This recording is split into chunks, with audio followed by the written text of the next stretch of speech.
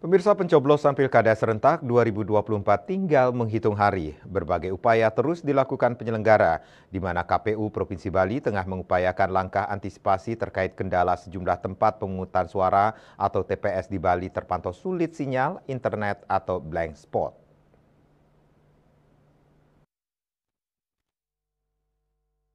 Ketua KPU Bali Idewo Agung Gede Lidartawan mengungkapkan sedikitnya ada 13-14 TPS yang sulit sinyal internet di seluruh Bali. Paling banyak ada di Kabupaten Karangasem karena faktor topografi wilayah.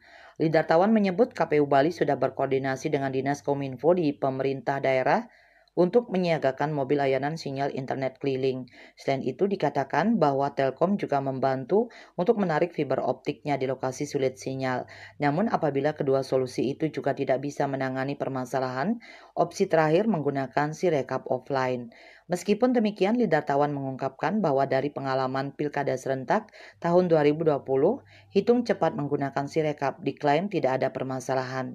Dia pun mengatakan untuk pelaksanaan Pilgub dan Pilkada serentak 2024 ini, hasilnya diprediksi sudah ada 1 hingga 2 jam setelah pencoblosan, sebab jenis surat suara harus dihitung di masing-masing kelompok penyelenggara pemungutan suara KPPS.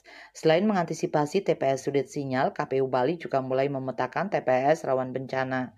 Terlebih saat ini sudah memasuki musim hujan.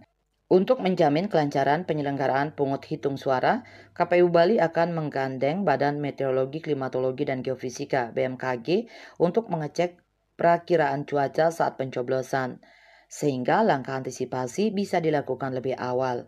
Untuk di Bali sendiri, dari 9 kabupaten kota, beberapa wilayah pernah terjadi musibah bencana saat proses pemungutan suara berlangsung, yakni pada pemilu 2024 lalu di Kabupaten Karangasem dan Jembrane, di mana pernah salah satu TPS terjadi banjir di atas mata kaki.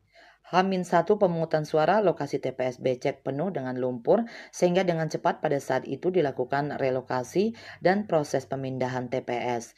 Kemudian pada Pilkada 2020 lalu, salah satu TPS di Loloan Timur Jembrane juga dilakukan pemindahan TPS karena daerah tersebut terjadi banjir rob air laut pasang ke daratan.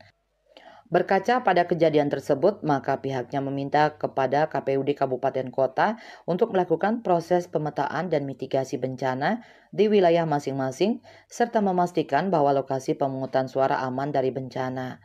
Winata Bali Pos melaporkan.